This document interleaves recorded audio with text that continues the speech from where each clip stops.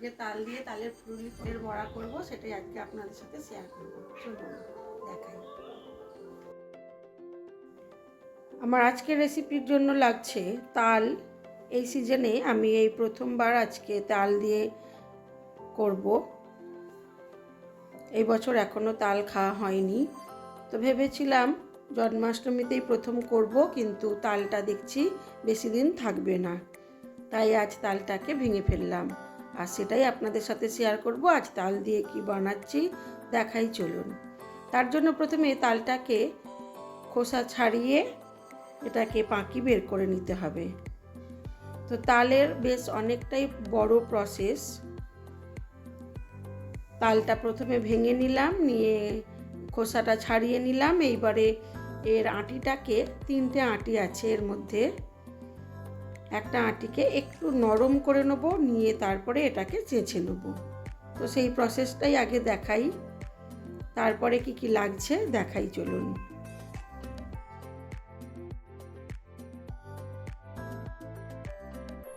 এসব জিনিস করতে বেশ অনেকটাই সময় লাগে, কিন্তু বছরে তো এক দুইবারই খাওয়া হয়, তো এই সময় ছাড়া তাল পাওয়াও যায় না, সেই জন্য এই সময় একটু করেই নিই। আর জন্মাষ্টমীতে তো করতেই হয়, দেখাই যাক জন্মাষ্টমী আসুক, কিন্তু যেহেতু প্রথমবার করছি তাই আপনাদের সাথে শেয়ার করলাম। তালটা আমার ভাঙা হয়ে গেছে। তালটা কিন্তু খুবই ভালো, খুবই মিষ্টি। প্রত্যেকবারই আমরা আমাদের ওই স্টাফদের কাছ থেকে এগুলো পেয়ে থাকি, এইবারেও তারা দিয়ে গেছে। তালটা ঘরের তাল, খুবই সুন্দর আর খুবই মিষ্টি, একদমই চিনি দিতে হয় না বললেই চলে। এবার এটাকে জল হাত করে করে প্রথমে একটু নরম করে নেব, তারপরে এটাকে চেঁচে কাঠ বের করে নেব।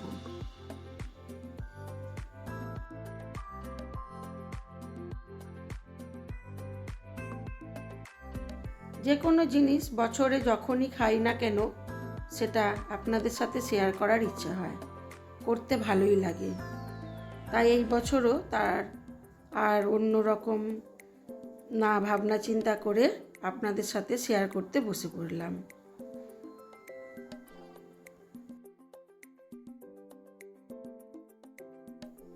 তবে এই তাল চেঁচে করা বেশ খাটুনির ব্যাপার। আমার মা খুব একটা বেশি করতেন না, আমার দিদা ঠাকুমারাই করতেন। আমার দিদা সবসময়ই দিদার বাড়ি থেকে, মানে মামার বাড়ি থেকে এইসব বানিয়ে আনতেন। তো তালটা চাঁচা হয়ে গেছে, অল্প একটু সুজি দিয়ে দিলাম আর একটু চিনি দিয়ে দিলাম, দিয়ে তালের মধ্যে মিশিয়ে বেশ কিছুক্ষণ এটাকে রেখে দেবো। ঘন্টাখানেক বা তারও বেশি রাখলে ভালো হয়, সুজিটা আর চিনিটা একেবারে তালের সাথে মিশে যাবে। না হলে সুজি যদি গোটা গোটা থাকে, একটু শক্ত থাকে, খেতে ভালো লাগে না। এটাকে মিশিয়ে আমি কিন্তু বেশ কিছুক্ষণ রেখে দেবো। আজ আমি একটু চাল বেটে নেব, শুকনো শুকনো করেই বাটবো, সেটাও দিয়ে দিলাম। এই বছরে চালের গুঁড়ি এখনও বাজারে ওঠেনি, সেটা পেলাম না, তাই জন্য বাড়িতে একটু আতপ চাল ভিজিয়ে রেখেছিলাম, সেটাকে অল্প একটু জল দিয়ে বেটে এর সাথে মিশিয়ে দিলাম।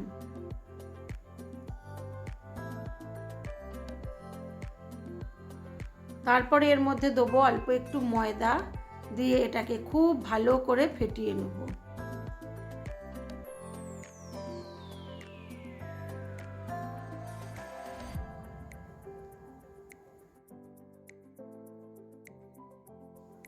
তালের বড়াই বলুন বা ফুরুলিই বলুন, যেটাই হোক, বা প্রথম বছরের প্রথম যেদিন পিঠে করা বা যখনই করেন না কেন, আমি দেখতাম আমার মা, ঠাকুমা, দিদা, ইনারা সবাই একটু অগ্নি দেবতাকে দিয়ে দিতেন। মানে ওই যে গ্যাস জ্বালিয়ে বা উনুনের মধ্যে করছি, সেখানে আগুনের পাশে একটু এই বড়া রেখে দিতেন, বলতেন প্রথমটা দিতে হয় অগ্নি দেবতাকে।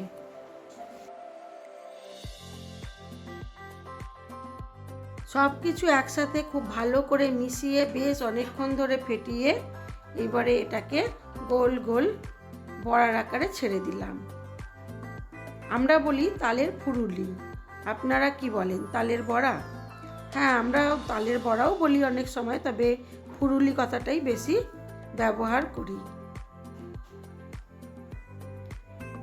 এবারে ডুবো তেলের মধ্যে কম আঁচ করে, তেলটা প্রথমে বেশ জোরে একটু গরম করে নিয়েছিলাম। তেল থেকে যখন ধোঁয়া ছাড়ছিল, ধোঁয়া উঠছিল, তখনই এই গোলাটাকে বড়ার আকারে দিয়ে দিলাম। ডুবো তেলে এটাকে ভাজতে হবে, তাহলে খুব সুন্দর হবে। এখন দেখছি মনে হচ্ছে যেন জড়িয়ে যাচ্ছে, কিন্তু যখনই এটা ভাজা তলার দিকে হয়ে আসবে, সুন্দর একে একে ওপর দিকে উঠে আসবে।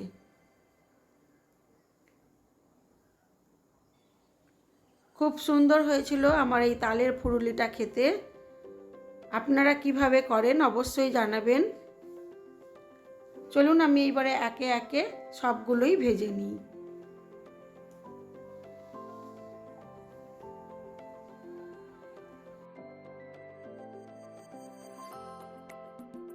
এইসব জিনিসের জন্য সব কিছু একসাথে রেডি করতেই একটু সময় লাগে, ভাজতে কিন্তু খুব একটা বেশি সময় লাগে না। মিডিয়াম আঁচে এটাকে ভাজতে হয়, তাহলে ভেতর থেকে সুন্দর ভাজা হয়ে আসে। আমি এরকম গোল্ডেন ফ্রাই পছন্দ করি, আপনারা কীরকম ভাজেন? একটু শক্ত করে ভেজে রাখলে বেশ অনেকটা দিন থাকে, আর একটু নরম নরম ভাজলে বেশ পিঠের মতো খেতে লাগে। তো আমি একটু নরম নরমই করলাম, আপনারা আপনাদের পছন্দ মতো আরও একটু ভেজে নিতে পারেন। চলুন এইবারে আমি একে একে সব বড়াগুলো ভেজে নিই। বেশ অনেকগুলোই আমার একটা তালের মধ্যে বড়া হয়েছিল। আমি কিন্তু জল দিইনি বলতে গেলে, শুধু তালের কাঠ দিয়েই এটা করেছি।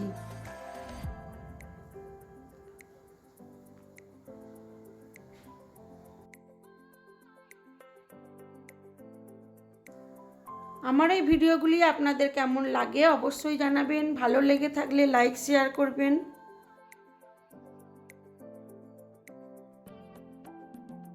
আর যদি আপনি আমার চ্যানেলের নতুন বন্ধু হয়ে থাকেন তো একটা সাবস্ক্রাইব করে দেবেন।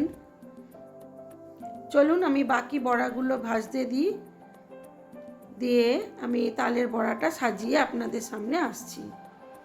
থাকুন আমার সাথে।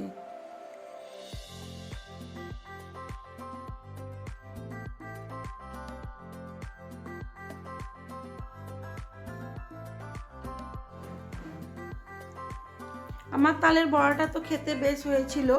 আপনারা যদি এই প্রসেসে না করে থাকেন অবশ্যই একবার করবেন। তবে তালের কাঠটাতে যতটা ধরে একটু নরম রেখে সেইভাবেই আপনারা কিন্তু সুজি ও চালটা মেশাবেন, না হলে কিন্তু বেশি হয়ে গেলে শক্ত শক্ত হলে খেতে ভালো লাগবে না।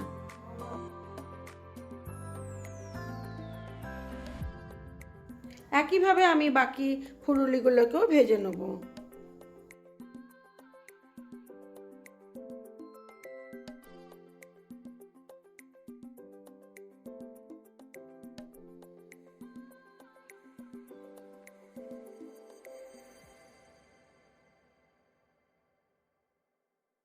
বাকি ফুলুলিগুলোও আমি ভেজে নিয়েছি, এবারে এগুলিকে তুলে নিই। তবে এগুলি বেশ 2-3 দিন রেখে খুবই ভালো খাওয়া যায়, আর এই সময় খেতেও বেশ ভালো লাগে। তাল থাকতে থাকতে আপনিও বানিয়ে ফেলুন তালের ফুরুলি বা বড়া।